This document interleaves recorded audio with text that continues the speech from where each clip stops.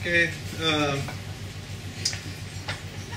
I began smoking pot in high school.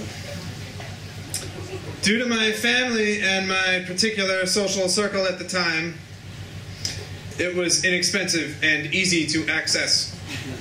I remember the first time I smoked. The halos around night lights amazed me. The higher I got, the more they expanded. It was the coolest thing ever.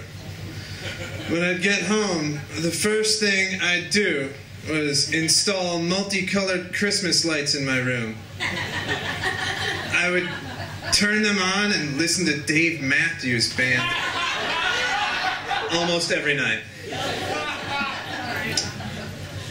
When I got high, I was confused all the time. Once, when I went to the movies with a group of friends, I was convinced to buy everyone's movie tickets. I have no idea why. It seemed logical at the time. I always forgot absolutely everything that happened in the first hour after I smoked. Despite this, I continued watching movies while high.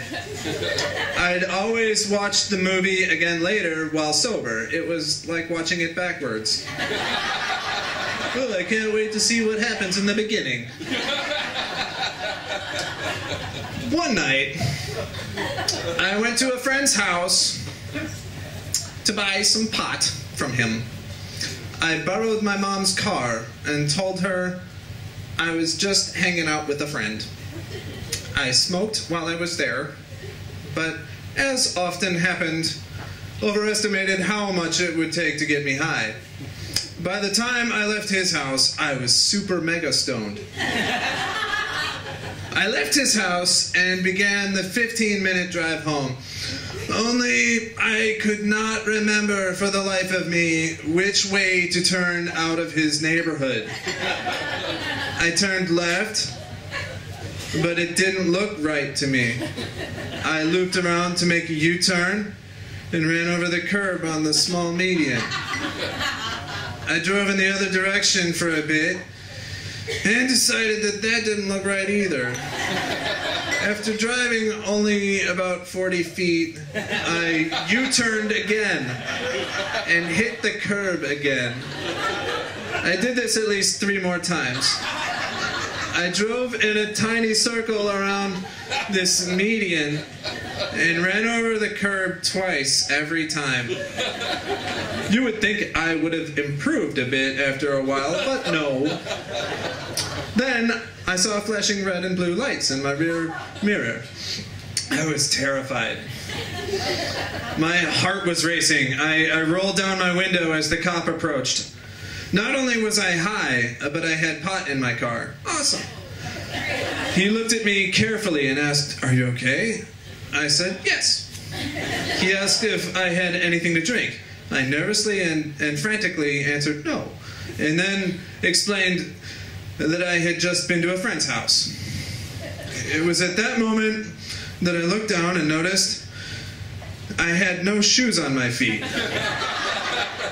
Where were my shoes? Oh, they were in the passenger seat. I picked them up when I was leaving from my friend's house and forgot to put them on my feet.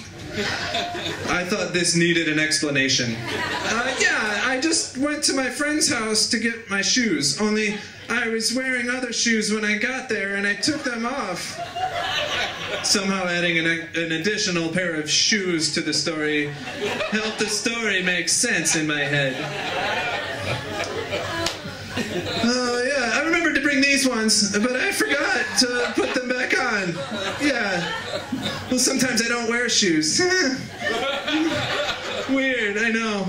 Well, sorry. I forgot my other shoes, though. I swear. I only went to the house to get my shoes. I don't even know what I was trying to say. But anyway, he asked me for my insurance card. I explained that it was my mom's car, and I didn't know where the card was. This is when I began to cry. Which I think worked in my favor. He asked again, several times, if I was okay, but he never asked me to get out of the car. He just wrote me a ticket for not having the insurance card and let me go. I made it home, and to this day, I have no idea what route I took. I was terrified to tell my mom about the ticket. When I walked in the door, my mom calmly asked me how my day was. I plopped down on the couch and dramatically said, "Horrible," and started to cry and tell her about the ticket. I told her I had gotten stopped because I ran over a curb. I didn't tell her I ran it over at least 5 times while driving in a tiny circle. I even related my weird story about the shoes. She looked extremely confused. During the course of my storytelling, I was squirming and wiggling around in the chair so much that I ended up sitting upside down, with my arms hanging down, my head in the seat, and my feet wiggling to and fro in the air. I didn't even notice my upside-downness or my strange behavior until my mom finally interrupted my hysteria and said, "Allison, stop it! You're acting crazy." She turned her head slightly and had a look on her face that said, "Oh, what is going on with my weird daughter?" I guess I thought that if I acted super dramatic, she wouldn't know what to say, especially if I seemed really upset. Despite my poor decision-making up to this point, it actually worked.